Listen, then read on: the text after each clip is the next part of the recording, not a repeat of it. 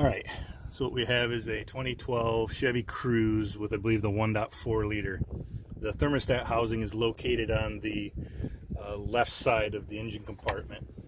And the hardest part is this clip here for this plastic hose that goes across the back of the engine.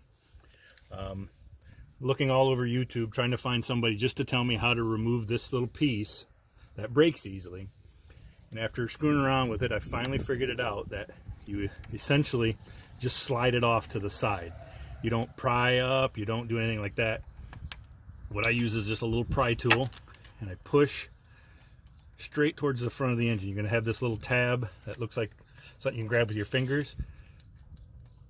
You just slide it in that direction on both sides, and you just hold a little pressure, and the thing will slide straight off. And then you can pull the hose straight out the top. Just wiggle it back and forth and that'll come out. Hopefully that'll help somebody.